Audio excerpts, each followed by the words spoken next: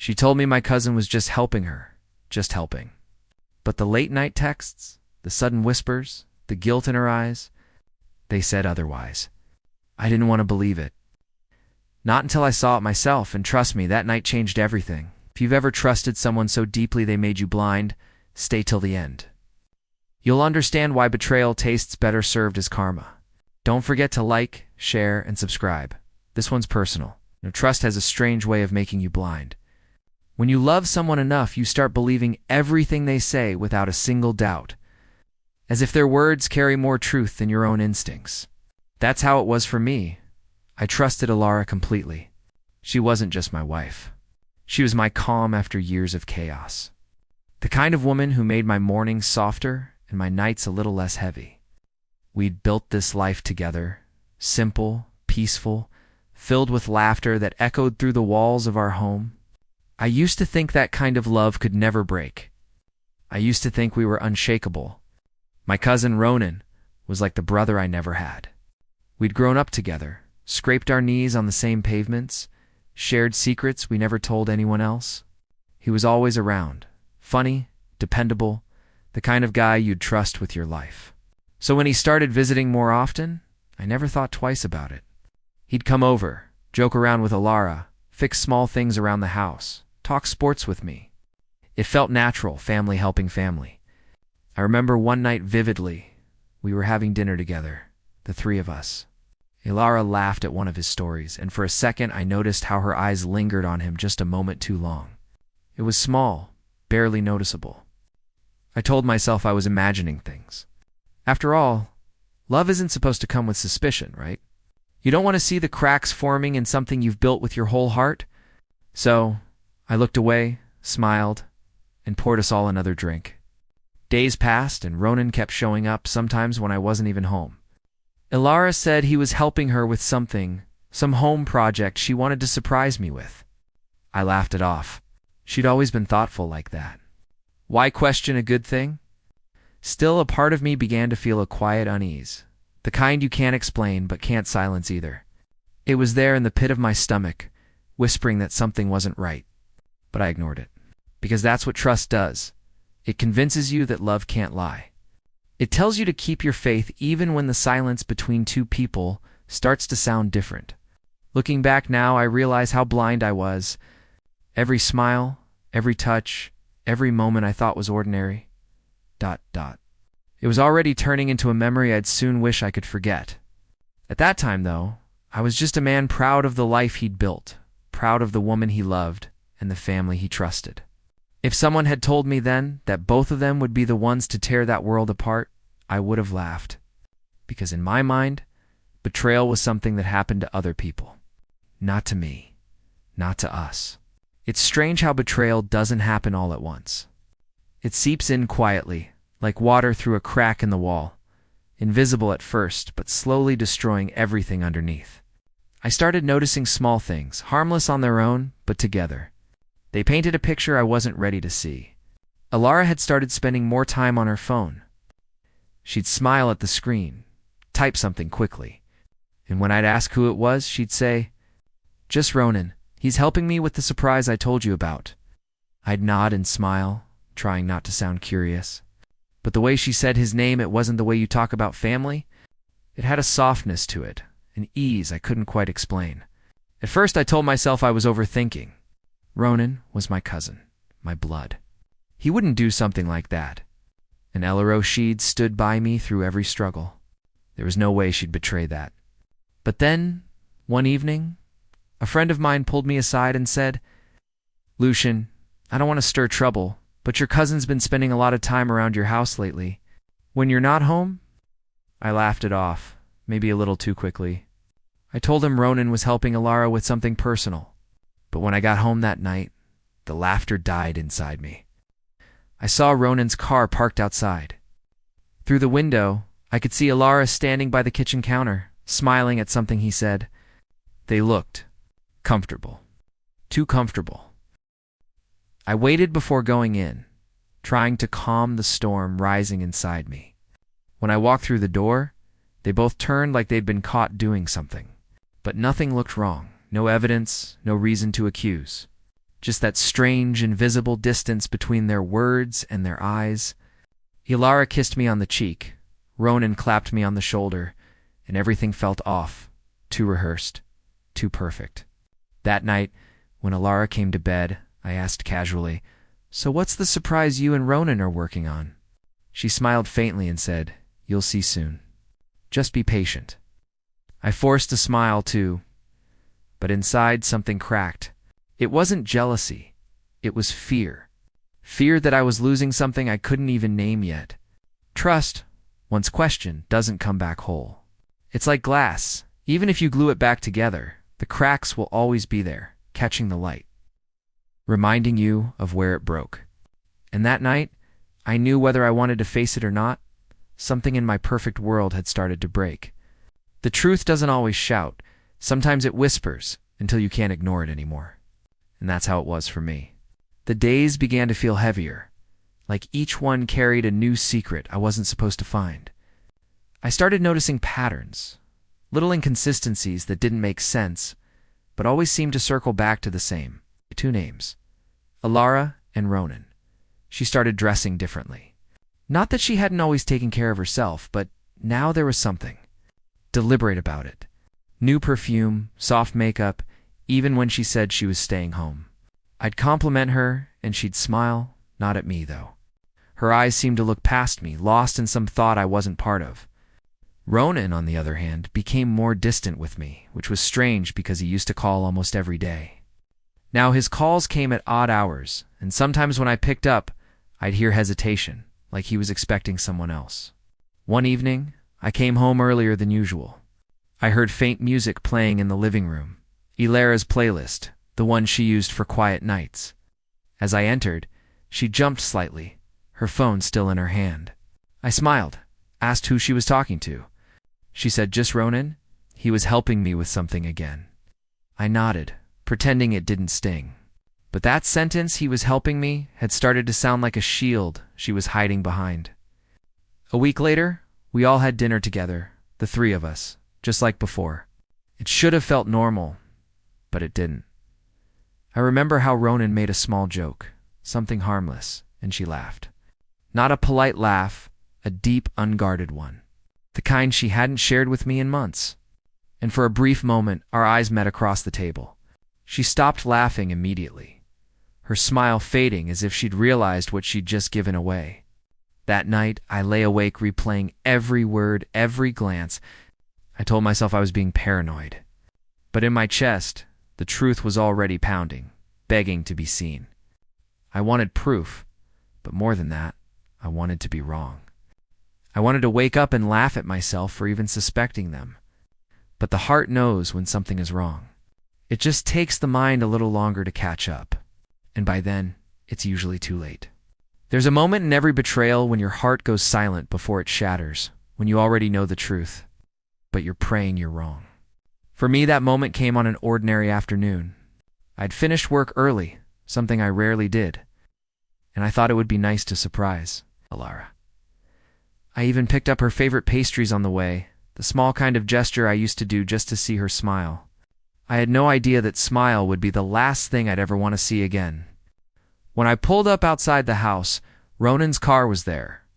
It was parked slightly away, like he didn't want it noticed. My heart sank, but I tried to reason with myself. Maybe he was helping her again. Maybe I was still overthinking. I walked quietly to the door, holding the pastry box in one hand and my breath in the other. The first thing I noticed when I stepped inside was the sound of laughter hers. It wasn't the kind she gave to everyone. It was softer, almost intimate. Then I heard his voice. Ronan's low, familiar but too close. My feet moved on their own, slow and heavy, like walking through water. I followed the sound to the staircase. The door to our bedroom wasn't fully closed, just enough space for the truth to breathe through. I don't know what I expected to see, but it wasn't what I saw. Ilara was sitting on the edge of the bed, her hand resting on Ronan's chest. Their faces were too close for explanations. For a second, no one moved. The air froze. Then they looked up, and I saw it, the guilt, the shock, the realization that their lie had finally collapsed. Ilara stood up fast, stammering Lucian. It's not what it looks like. Ronan tried to speak, but his voice cracked under the weight of his own betrayal. I didn't yell immediately. I just stared at them, at the woman I loved and the cousin I called brother. And then something inside me broke. I don't even remember raising my voice, but the words came out raw and trembling, louder than I'd ever spoken before. Ilara cried, said it was a mistake. Ronan said he didn't mean for it to happen. I didn't believe either of them. My hands were shaking, not from anger, but from the weight of what I'd lost. As I walked out, I heard her sobbing behind me, begging me to stay. But I knew if I turned around, I'd never leave, so I didn't. I walked out the door, into the rain, leaving behind the life that had just died in front of me. That night, I didn't go home.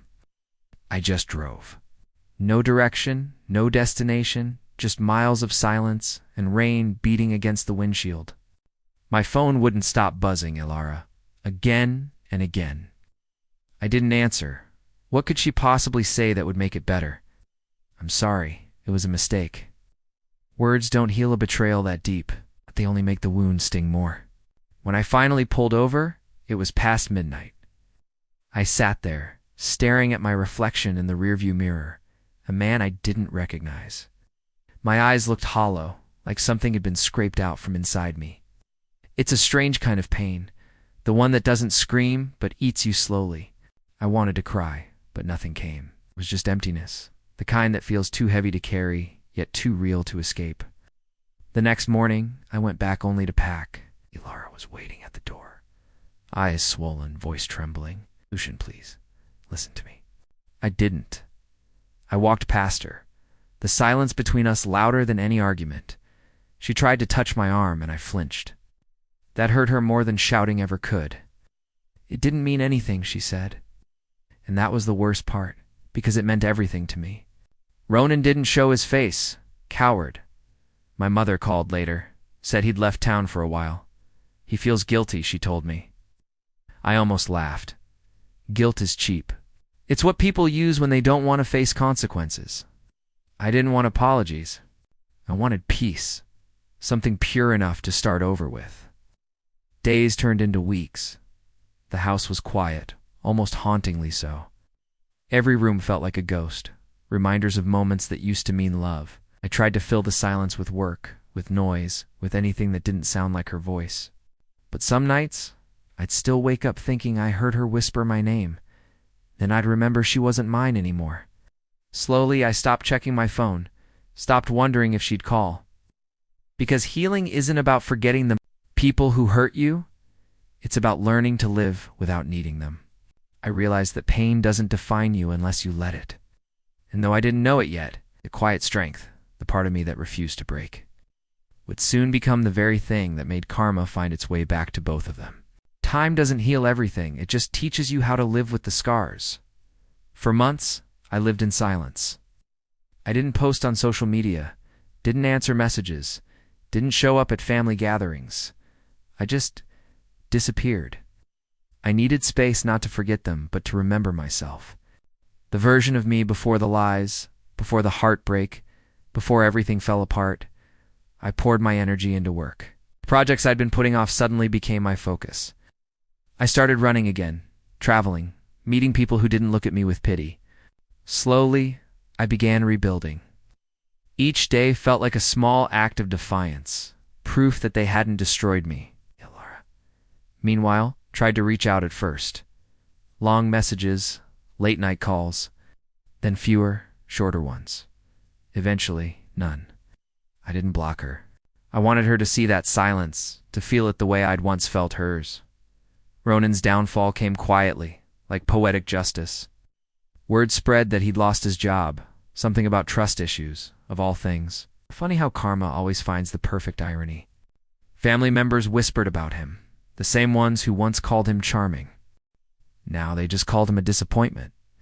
Ilara, on the other hand, wasn't doing well either. I'd heard from a friend that she'd moved into a small apartment alone. Ronan had left her too, apparently for someone else. I didn't even feel satisfaction, just a strange sense of balance. Like the universe had finally finished what I couldn't. Months later, she reached out again. Her message was simple. Can we talk? Just once. I agreed. We met at a small cafe, neutral ground, no ghosts attached. She looked different, tired, defeated. Her once perfect confidence had faded into regret. We talked for a bit, mostly small talk. Then she looked at me and said, "I miss you, Lucian." I smiled, not out of cruelty, but calm acceptance. "You said Ronan was just helping you," I told her. "And I guess he did. He helped you lose everything." Her eyes welled up, and for the first time, I didn't feel pain. Just peace. I stood up, paid for my coffee, and left without looking back. Walking out into the sunlight that day felt like the first real breath I'd taken in years. That's the thing about karma. It doesn't always roar. Sometimes it just whispers, right before it delivers. Peace doesn't arrive like a thunderstorm. It comes quietly, almost shyly, when you finally stop chasing the reasons why things went wrong. For a long time, I thought closure meant getting answers, understanding why Alara did what she did, or why Ronan, of all people, betrayed me. But the truth is, closure isn't something they can give you. It's something you build yourself, piece by piece, from what's left of your own strength. Months passed. The pain that once felt unbearable started to fade into something softer, not gone, but manageable. I moved to a new apartment, smaller, but brighter, a place untouched by memories. Some mornings I'd sit by the window with a cup of coffee, and for the first time the silence didn't hurt. It actually felt good, peaceful, almost like a reward for surviving. People often think revenge is about making others suffer. But I learned it's not. Real revenge is growth. It's when you become everything they thought you'd never be after they broke you. Alara and Ronan faded into my past like old scars, reminders, not wounds. I stopped wondering what they were doing or whether they missed me. That part of my life was over. One evening, I ran into my old friend who'd once warned me about them. He looked at me, surprised, and said, "You look different, lighter." I realized he was right. I had stopped carrying their mistakes as my burden. I wasn't the betrayed man anymore. I was just Lucian, whole again. Sometimes I think about that night, the one when everything came crashing down. And strangely, I don't feel anger anymore. Instead, I feel gratitude. Because without that betrayal, I might never have found the version of myself that refused to stay broken. Karma didn't just punish them, it rebuilt me. It taught me that losing people who lie to you isn't a loss. It's a release. If there's one thing I'd tell anyone listening, it's this. Never let betrayal harden your heart. Let it shape you, but not define you. Trust again, but this time, trust yourself first. Because the ones who hurt you might walk away with guilt, but you walk away with growth.